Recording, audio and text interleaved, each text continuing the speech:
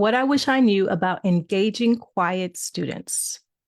I used to assume that when students didn't jump into discussions, they were not interested or didn't understand, and that linked to disengagement.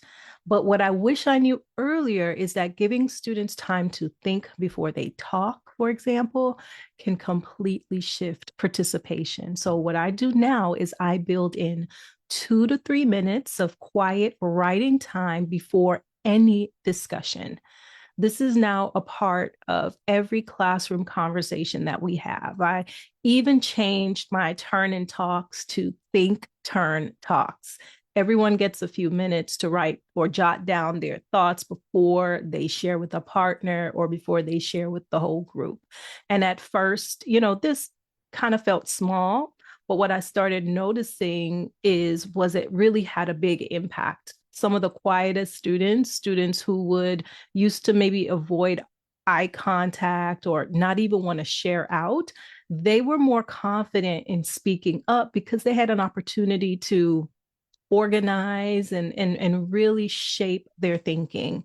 There was this one student in particular who had barely spoken up during group work or discussions. And this student eventually started raising her hand to share her thinking and her perspective and her ideas. And so this strategy works.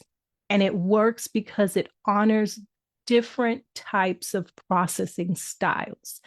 It gives all students, especially the quiet thinkers, it gives them space to gather their ideas without pressure.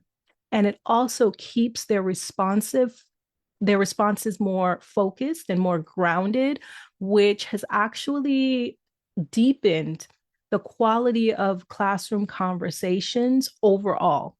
So I don't just have louder discussions in my class. I have richer discussions in my class.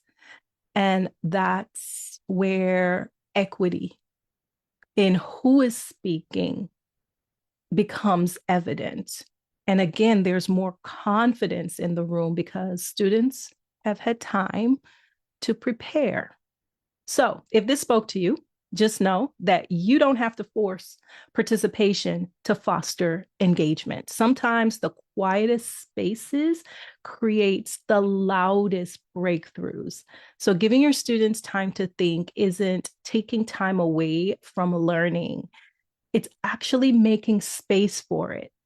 You already have what you need to create inclusive discussions. Just trust the small shifts like this one, where you're building in the time for thinking with those pre-discussion questions. And because this can make such a big difference for your students as well as for you.